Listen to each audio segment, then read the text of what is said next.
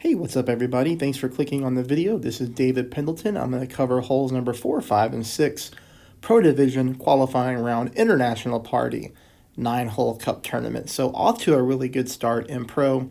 We picked up the albatross there on hole number 3. Here on this video, we're going to pick up the eagle on hole number 4. Hole number 5 and hole number 6 also very, very close to dropping into the cup. Small tweaks needed on your end to hopefully get these things in the hole. So, hole number 4, pretty straightforward, 10% at max. Here, we're going to go 6 bars of top spin with 3 bars of side spin to the right. You can take this drive with your extra mile. You can take it with your APOC. Thing about it is we just need a good amount of curl to get our ball into a particular spot on the fairway that we're looking for. But an extra mile is plenty here. You can see I've got this thing on full curl to the right, hit a perfect ball, and this is going to come in really nicely. We avoid that bunker there, no problem. We roll up and then we roll down here onto this part of the fairway, leaving us for shot number 2. Now, if you're a great player that, can play with slider, you'll be at a little bit of an advantage, okay? Because this hole is typically slider dependent. It's also a little bit glitchy as far as the green goes.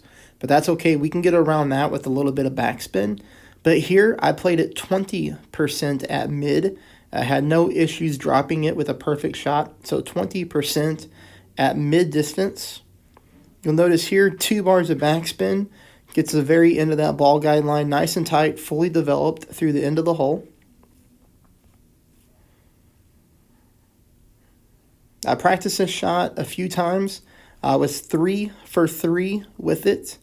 On perfect shots. Unfortunately, on my other pro account, I believe I hit a great ball and missed it when it counts. But here on this pro account, you see we drop it in. Everything was dead center for the eagle for me. So that's it for hole number 4. Go to hole number 5 here. We typically always play this drive with the rock. We're going to go 4 top, 3 bars of side spin to the right.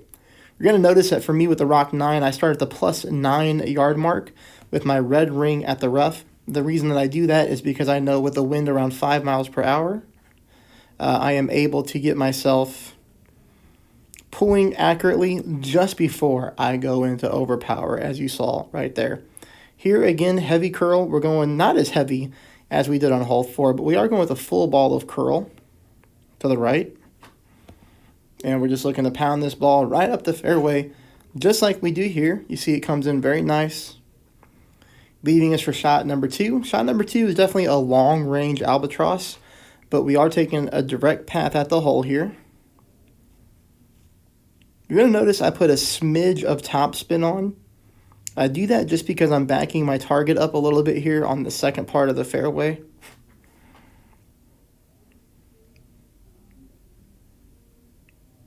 Now, basically, I was trying to mimic a shot from a previous tournament. Normally on shots like this, I would put my blue ring or my red ring on the rough line just to have a consistent landing spot for all of us. But I did pick up an albatross in a previous tournament with a very, very similar wind angle. This one's just a little bit different, but the shot is playing very close. And you'll see here that with a perfect ball, we're going to miss this one, just a tad. Just a tad to the left-hand side. Oh, I'm sorry, to the right-hand side. And we come in a little bit too hot. So we don't need the top spin. That's number 1. And then number 2 is we need to move our landing spot over just a little bit to the left. Again, there the sniper is in plus yardage range. If you're good with the slider, you could play your slider percentages there if you wanted to.